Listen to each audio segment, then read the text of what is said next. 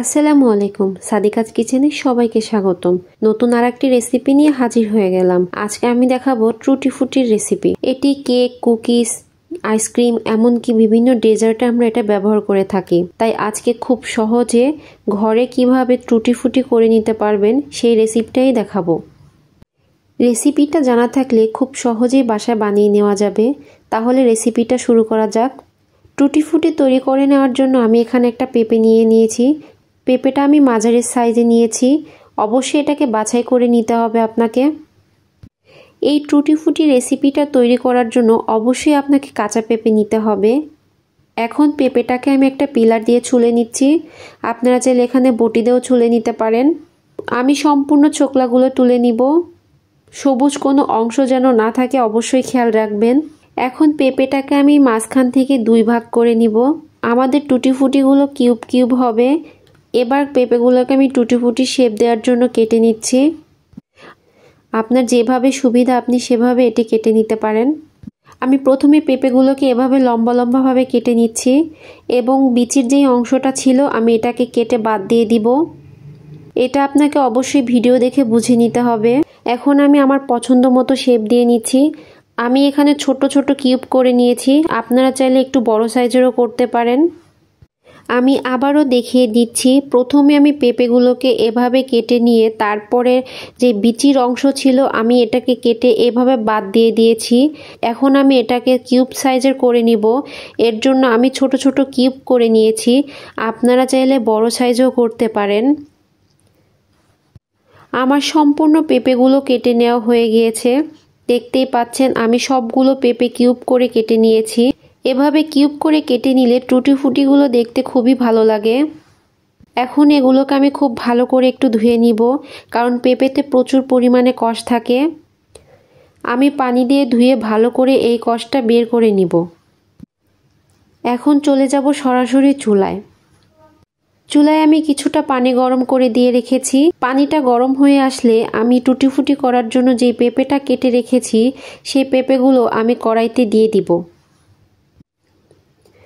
ঢাকনা দিয়ে আমি 10 মিনিটের জন্য এটাকে সিদ্ধ করে নিব।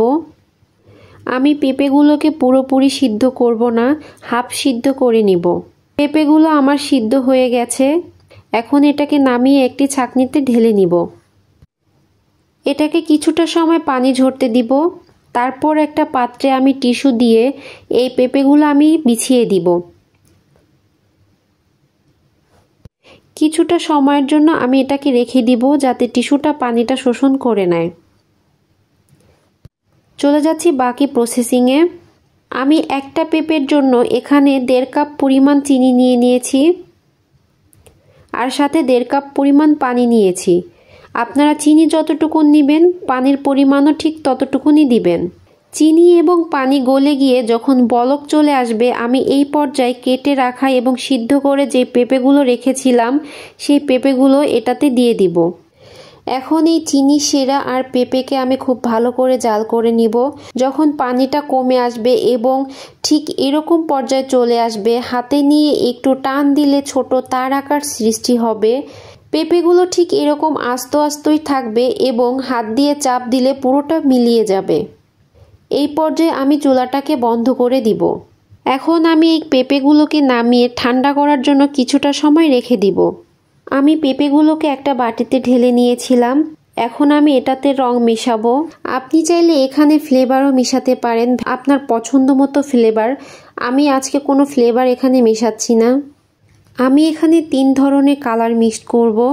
আপনাদের পছন্দ অনুযায়ী আপনারা কালার মিশিয়ে নেবেন। যেহেতু আমি 3টা কালার মিক্সড করব সেজন্য আমি 3টা ভাগে ভাগ করে নিয়েছি, সমানভাবে ভাগ করে নিয়েছি, সাথে শিরাও দিয়ে দিচ্ছি। 1 চামচ গ্রিন কালার দিয়ে দিব। এখন এখানে আমি 1 চা চামচ রেড কালার দিয়ে দিচ্ছি এবং আরেকটা 1 চা চামচ হলুদ কালার দিয়ে দিব। এখন আমি প্রত্যেকটা কালারগুলো খুব ভালো করে মিশিয়ে নিব। বাকি কিছুটা অংশ আমি রেখে দিয়েছিলাম যেটাতে আমি কোনো ফুড কালার মিশাবো না।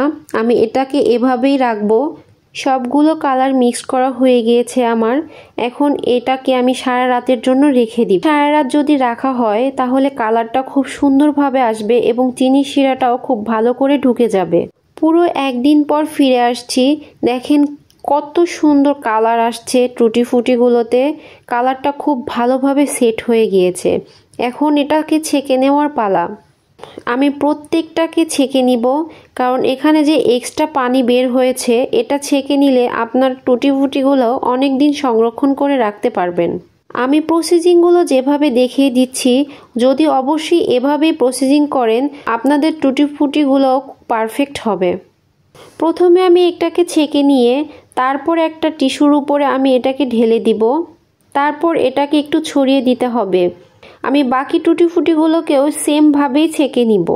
যদি প্রত্যেকবার আলাদা আলাদা ছাঁকনি ব্যবহার করেন তাহলে তো অবশ্যই ভালো, আর যদি আমার মতো প্রত্যেকবার একই ছাঁকনি ব্যবহার করেন তাহলে অবশ্যই এভাবে ধুয়ে নেবেন, না হলে কালারটা একটার সাথে আরেকটা লেগে যেতে পারে।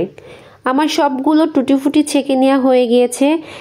এখন এটাকে আমি খুব ভালো করে একটু ছড়িয়ে দিব। এটাকে আপনার কোনো প্রকার রোদে দেওয়ার প্রয়োজন নেই। এটাকে শুকিয়ে নেওয়ার জন্য আপনাকে কোনো প্রকার রোদের ঝামেলা করতে হবে না। বাতাসে রেখে দিলেও এটা খুব সুন্দরভাবে শুকিয়ে যাবে। যখন একটা পার্ট শুকিয়ে আসবে তাহলে একটু নেড়ে চেড়ে দিলে দুইটা পার্টই খুব সুন্দরভাবে শুকিয়ে এবং শক্ত হয়ে যাবে। আমার এটি শুকিয়ে নিতে বেশি সময় লাগেনি। 3 থেকে 4 ঘন্টার মধ্যে আমার এটি খুব সুন্দরভাবে শুকিয়ে গিয়েছিল। এটা যখন শুকিয়ে যাবে এটা থেকে একটা ঝনঝন আওয়াজ হবে, তখন বুঝতে পারবেন এটা পুরোপুরি শুকিয়ে গিয়েছে। দেখেই বুঝতে পারছেন আমার টুটি ফুটিগুলো কত সুন্দরভাবে শুকিয়ে গিয়েছে এবং কতটা পারফেক্ট হয়েছে। আমার টুটি ফুটিগুলো কিন্তু একটার সাথে একটা লেগে নেই।